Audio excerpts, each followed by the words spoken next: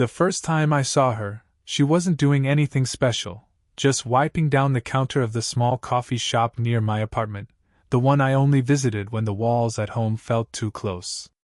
It was a Tuesday morning, the kind of morning that didn't promise anything except the usual quiet. I walked in because I wanted warmth I didn't have to explain, even if it came from a paper cup. She looked up just long enough for our eyes to meet. A short glance, polite, almost dismissive. But something in the way she nodded, like she'd already placed me somewhere in her mind, stuck with me. "Medium latte?" she asked. I blinked. Yeah? Thanks." She smiled slightly, like she was trying not to. The kind of smile that pulls one corner of the mouth higher than the other. "You got it." I didn't think much of it then. People remember orders. It didn't mean anything. But the way she said it, soft, certain, made me stand a little straighter. While she worked, I sat by the window and tried to look busy. I even pulled out my phone, typed a message to no one, then deleted it. Habit. I didn't like admitting how often I almost reached out to people who wouldn't have answered anyway. She slid the cup toward me a few minutes later. "Here." Her fingers brushed mine, barely, like a whisper, but enough to heat the spot long after she turned away. I watched her for a few seconds longer than I should have. She moved with this measured calm, like she knew exactly how much space she took up and didn't apologize for any of it. Older than me, mid-40s maybe, but there was something steady about her that made me feel younger than I actually was. I didn't say anything. I just folded the edge of my napkin over and over until it became a small, uneven square. My hands do that when I'm thinking too much. When she walked past my table to refill the sugar jars, she paused. "You're usually here earlier." I looked up. "And you remember that?" She shrugged, eyes on the sugar jar. "Some people stand out." My throat tightened, not because the words were romantic, but because she said them so casually it felt dangerous. I laughed quietly, mostly to myself.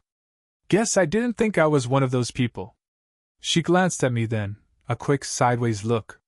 "You'd be surprised what people notice." There was nothing flirty in her voice. No lilt.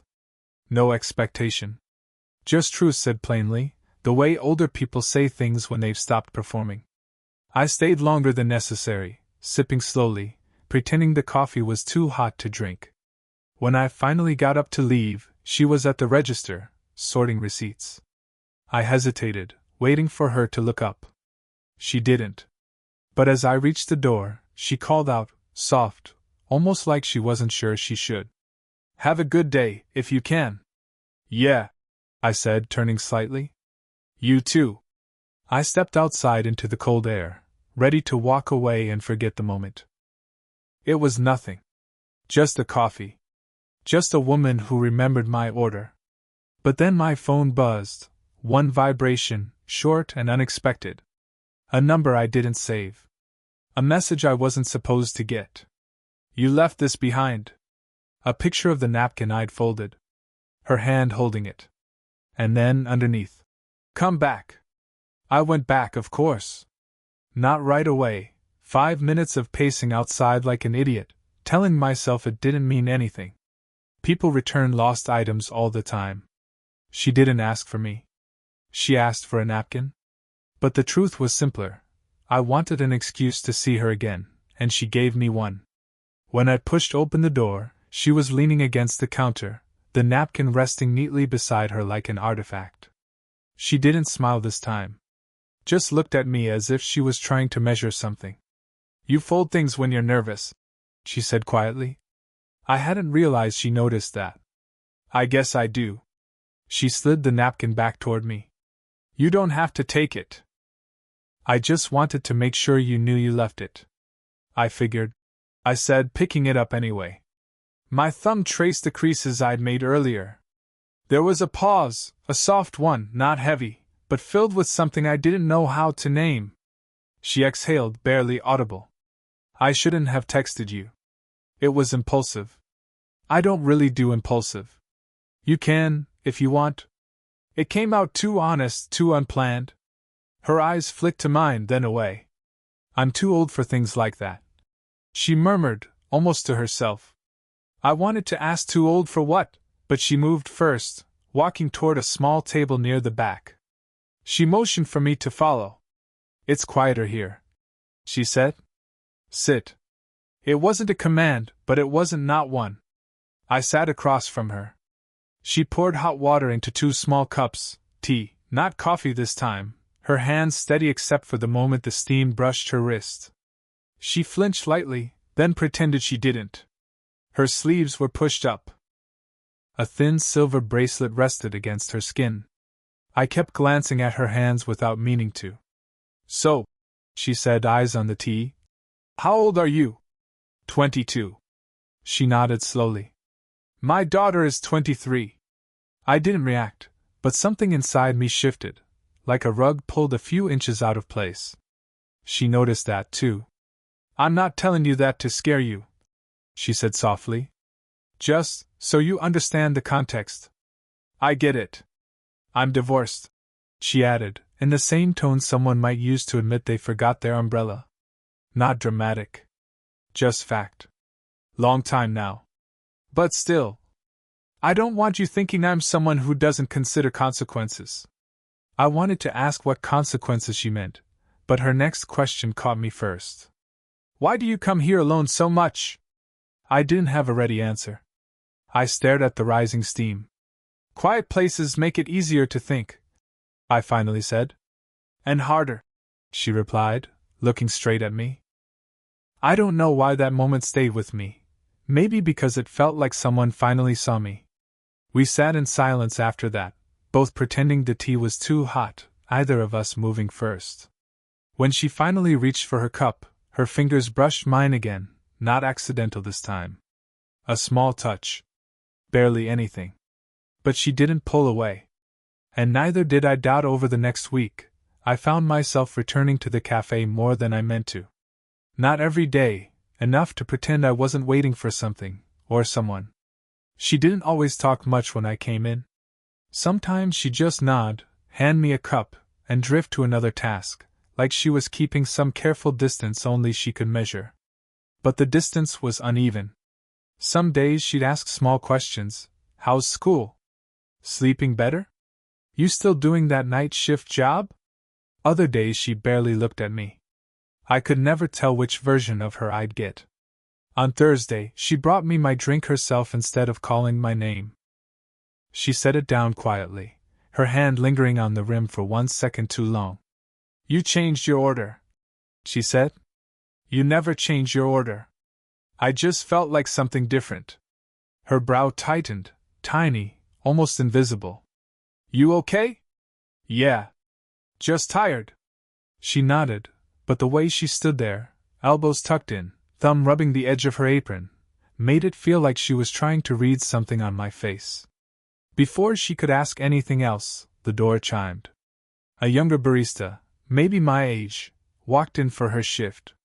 Hey, Ms. H, the girl called. Morning, Ms. H. Her name's initial hit harder than it should have.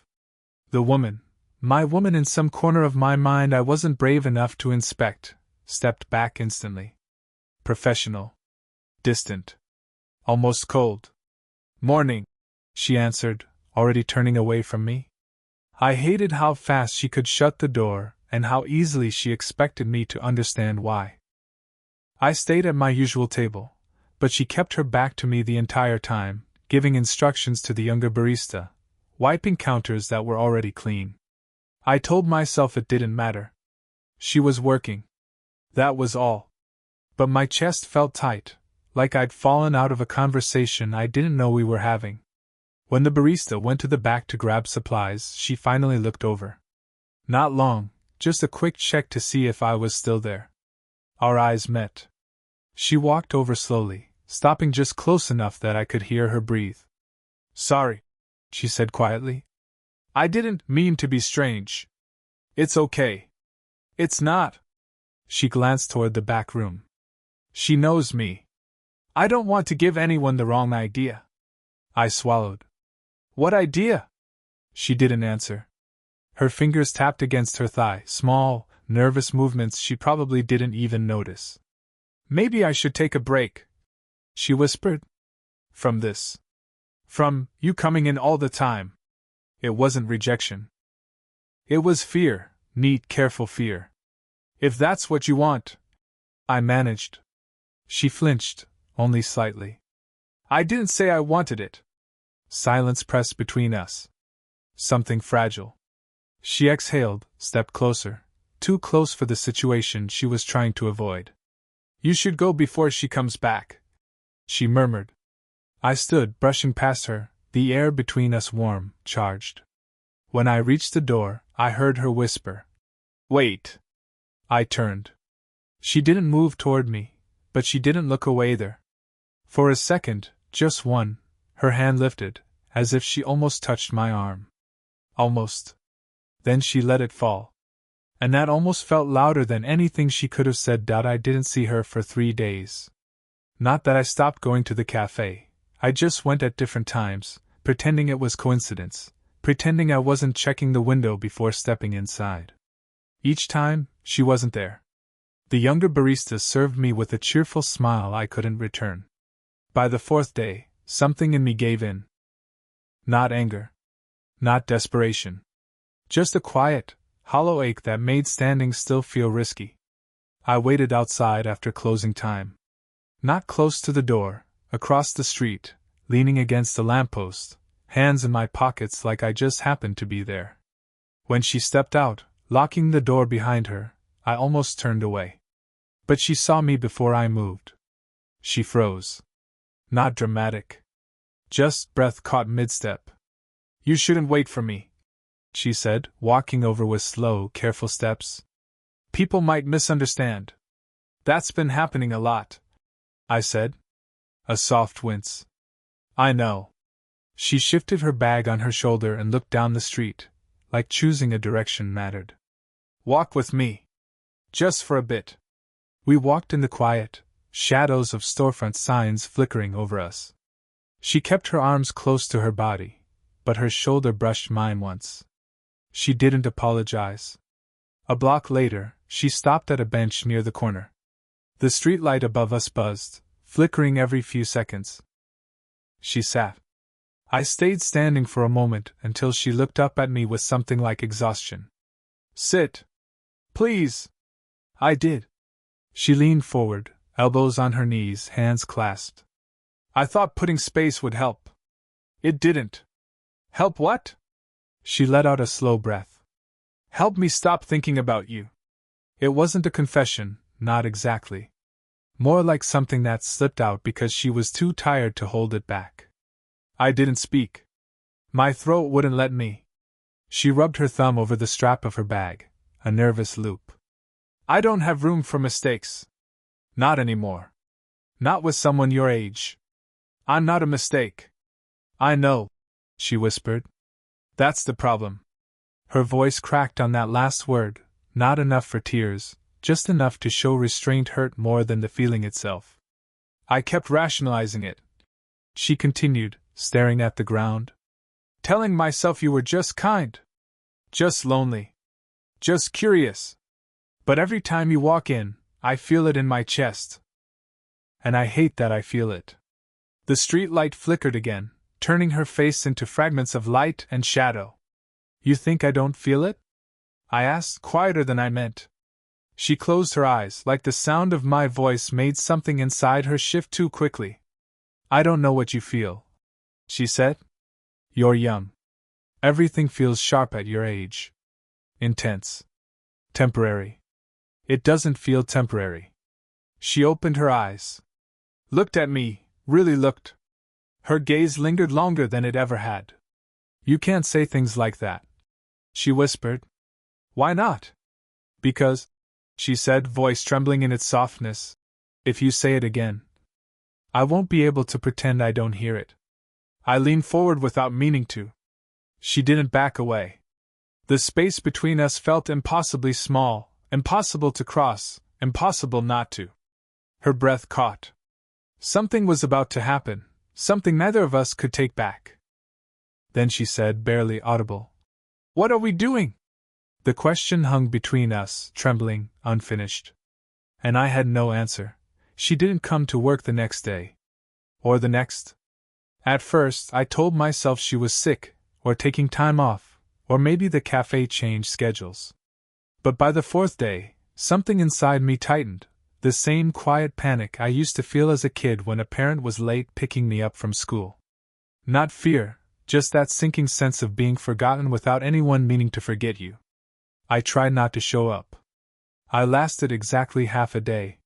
When I finally walked in, the younger barista spotted me instantly. "You're late today," she said. "Yeah. Busy morning." Lie. She took my order, then added, "Ms. H won't be in for a while." My stomach dropped. I forced my voice to stay steady. "Why's that?" The barista shrugged casually, wiping her hands on her apron. "Family stuff. Her daughter flew in." Daughter. The word hit harder now that it had a face in my mind, vaguely imagined, 23, older than me, the shadow standing between us even when she wasn't there. I nodded, pretending it didn't matter. "Hope everything's okay." "Oh, yeah," the barista said. "Nothing bad. Just holidays early, I think." I left before my drink was ready. The next morning, I didn't go at all. I stayed in bed, scrolling my phone without seeing anything. My thumb hovered over her number once, just the one text she'd ever sent me, the napkin photo. I typed, "Hope you're okay." Then deleted it. Typed again, "I'm thinking about you." Deleted. Typed again, "If you need me." Deleted. I didn't feel heartbroken. I felt paused. Like life forgot to finish the sentence. That evening, I walked by the cafe after closing, more reflex than choice. Lights off, chairs stacked on tables. A small yellow "Back in a few days" sign hung in the window, taped crookedly. Her handwriting, neat, careful even in haste. I stood there longer than I should have, hands deep in my pockets, watching my reflection blur against the darkened glass. I imagined her inside, wiping down counters, avoiding my eyes. Or maybe waiting for me. The imagined versions felt too real. I wandered home slowly, taking the long way, past the bookstore she once mentioned liking, past the bus stop where we'd almost touched by accident. The city felt sharper without her in it, the cold digging into places the warmth of her voice had softened. At my door, I paused with the keys in my hand. A stupid thought crossed my mind, go to her place. Except I didn't know where she lived. She'd never told me. I never asked. Instead, I sat on the floor inside my apartment, back against the door, and pulled out my phone one more time. A blank message. Her number above it. A blinking cursor waiting for courage I couldn't find. I typed her name, just once. Then erased it. Locked the phone. The night pressed in on the room, a heavy, restless quiet. Somewhere between hope and fear, I realized something simple and painful. She wasn't gone. She was choosing distance. And I had no idea whether she wanted me to close it, or leave it alone. I set the phone face down on the floor. And didn't pick it up again. She came back on a Wednesday. I wasn't planning to go in, hadn't gone in days. But something in me tugged toward the street, the way you revisit a place you swore you'd stop haunting. I walked by just as she stepped outside to drag in the sidewalk sign. She saw me before I saw her fully. A brief pause. Her hand tightened slightly on the sign's metal frame. Then she looked down, like she needed a second before meeting my eyes. "I thought you'd stopped coming," she said. No accusation. Just quiet truth. "I tried." A small nod. She leaned the sign against the wall and wiped her palms on her jeans, a nervous tic she rarely let anyone see. She looked tired, not physically, but the kind of tired that comes from thinking too much for too long. "Walk with me for a minute?" she asked. We didn't go far, just around the corner, where the alley opened into a tiny courtyard with a bench. The same kind of bench where we'd almost crossed the line weeks before. She sat first. I stayed standing until she glanced up at me, a small, almost pleading look that said don't make this harder by staying distant. So I sat. For a moment neither of us spoke. The light above us buzzed again, like the world liked to flicker whenever we were too close. She exhaled softly. My daughter asked about you. That startled me. About me? She saw my phone. The napkin picture. The message thread. She swallowed. I didn't hide it well. What did she say? That I was being reckless. Her voice wavered, but only for a second. She told me I was old enough to know better. I waited. Because she wasn't done. And I kept trying to tell myself she was right. That I should pull away. And I did for a while. She stared at her hands. But I didn't feel better. Just quieter. In the wrong way. Her fingers brushed the bench between us, as if debating whether to bridge the gap. I didn't know if you wanted me to reach out, she admitted. I did. She nodded once, like that hurt and relieved her in the same breath. I'm scared, she said. The first pure confession. Not of you.